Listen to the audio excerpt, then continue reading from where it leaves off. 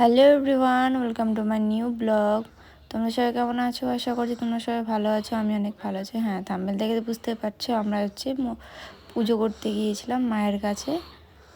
তো হঠাৎ করে গিয়েছিলাম, কোনো প্রোগ্রাম ছিল না। কারণ হচ্ছে তোমাদের দাদা ভাইয়ের হলো পায়ে প্রচুর ব্যথা ছিল, হাঁটতে পারছিল না। তাই আমি বললাম না না চলো।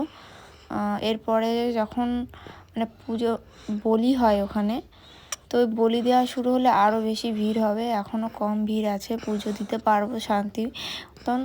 সেই জন্য বললাম। তো তোমাদের দাদাভাই বলছিল দেখি পারি কি না, দুদিন ধরে বলতে বলতে তো বললো হঠাৎ করে না না চলো দিয়েই আসি। দিতে যখন হবেই মায়ের কাছে পুজোটা দিয়েই আসি, বাঁধিয়ে রেখে লাভ নেই। তার জন্য তো আমার ভাইকে ডেকে আনা হয়েছে। ও বলেছিল আমি যাব, তো একাই চলে এসছে, ওকে আর আনতে যাওয়া হয়নি।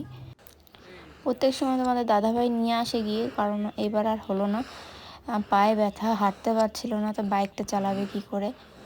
বলেছিল চালাতে পারবো, তো আমি বলেছিলাম চালাতে হবে না, ও ঠিক চলে আসবে অটোতে করে। অটোতে মা উঠিয়ে দিলেই চলে আসবে। তো আমার বাবাইকে ওই যে রেডি করে, আমি আর রেডি হওয়ার ভিডিও বানাতে পারিনি। তো আমি আজকে একটা পরেছিলাম শাড়ি লাল রঙের। এটা আমার স্বাদের শাড়ি। আমি অনেক শাড়ি পেয়েছিলাম কিন্তু পরিনি। তো তোমার দাদাভাই বলছে দাও আমি একটু ভিডিও বানিয়ে দিই তোমাদের। তো আমরা পুজো দিতে গিয়েছিলাম, আমি, আমার বাবাই, তোমার দাদাভাই, আমার ভাই আর ননদ মিলে পুজো দিতে গিয়েছিলাম।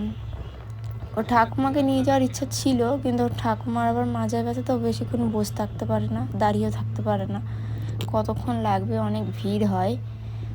তো ওই জন্য নিয়ে যাওয়া হয়নি। তো আমরা এই কয়জনই গিয়েছিলাম। তো যেতে যেতে যে ইট ভাটা, আমি আবার বলছিলাম যে এই ভাটাতে একদিন আসতে হবে। আমি কোনোদিন ভাটার কাছে গিয়ে দেখিনি কীভাবে ইট বানায়। সবসময় দূর থেকেই দেখেছি, এত কাছে বাড়ির কাছে থেকেও না কোনোদিন আসিনি। যে 5-6 বছর বিয়ে হয়েছে। তো আমার বাবাইকে কেমন লাগছিল আজকে পাঞ্জাবিটা পরে, এটা মনে পড়ছে তো তোমাদের? এটা পুজোর সময় আমার দাদু আমার বাবা গিফট করেছিল। আমি সাদা রঙের প্রথম একটা নিয়েছিলাম, দোকানদারকে বলেছিলাম এটা হবে না, দোকানদার বলে না হবে। তারপর ওটাকে আবার এক্সচেঞ্জ করে অরেঞ্জ কালার নিয়ে আসা হয়েছে। হোয়াইট কালারই নিতে চেয়েছিলাম, কিন্তু ওটা ছিল না, এটাই একটু বড় ছিল, এটাই নিয়ে এসেছি।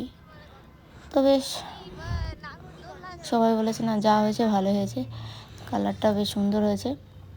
তো আমার বাবাকে কেমন লাগছে পাঞ্জাবি পরে অবশ্যই জানাবে। কিন্তু আরও দিন না রোদ ওঠেনি, খুব শীত ছিল, তবে লাইনও ছিল না। জানো না কি বলবো, অনেক কষ্ট করে খল চিপে চিপে অনেকদিন পর স্নান করেছি। তো নাগরদোলা দেখে আবার তোমার দাদাভাইকে বলছিলাম যে নাগরদোলায় উঠবো, কিন্তু এবার আমি। তো বলছে তুমি ওঠো, আমি উঠবো না। তাই যে মেলার মধ্যে চলে এসেছি। এই দেখো কি বড় লাইন। তো আমাদের এত বড় লাইন দেখে তোমার দাদাভাই বলছে দেখেছো দেখেছো, আরও আগে আসতে হতো। কিন্তু আমরা আগে এক সপ্তাহে এসেছিলাম, সেদিন এত ভিড় ছিল না, আজ যেন বেশি ভিড়। অনেক অনেক মানুষ দিতে এসছে, আজকে গোপাল দিতে এসছে। তো আমরাও গোপালই দিতে এসছি। তো গোপাল কিনতে চলে এসেছি। আমার যে ননদ ছিল ওকে বললাম তুমি এখানে দাঁড়াও, আমি গোপাল কিনে নিয়ে আসছি। তো প্রথমে একটা কিনেছিলাম আর একটা ডালা। তারপর তোমাদের দাদাভাই বলছে একটা এনেছো কেন, আর একটা নিয়ে আসো।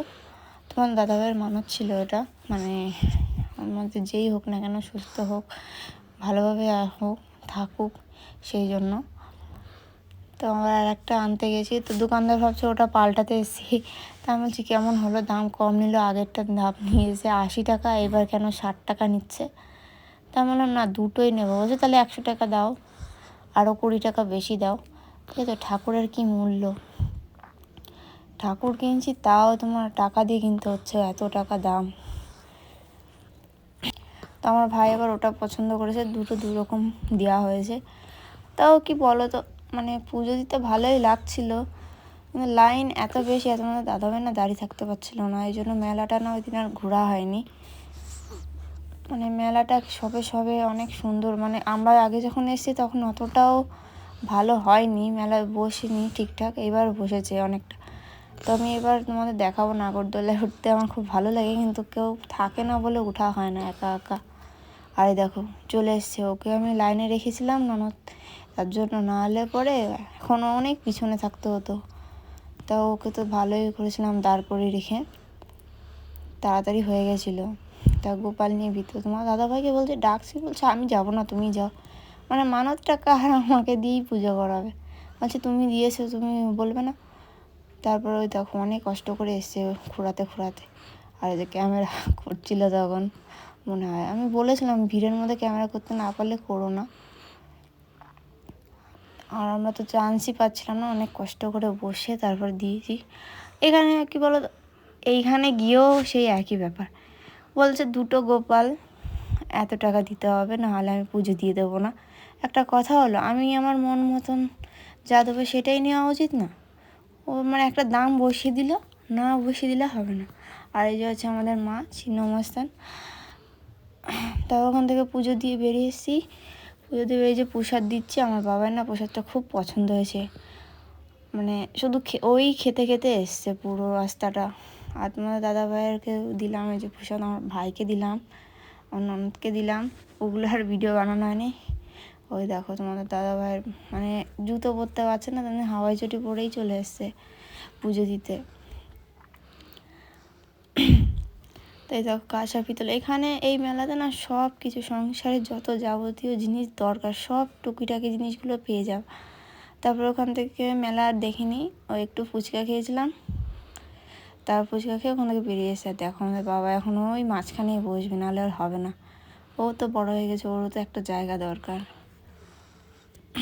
আর এই যে ডালা, এই ডালাটার দামও নিয়েছিল 100 টাকা। আর আমি বলছিলাম আমাকে দেখা যাচ্ছে, দেখা যাচ্ছে এই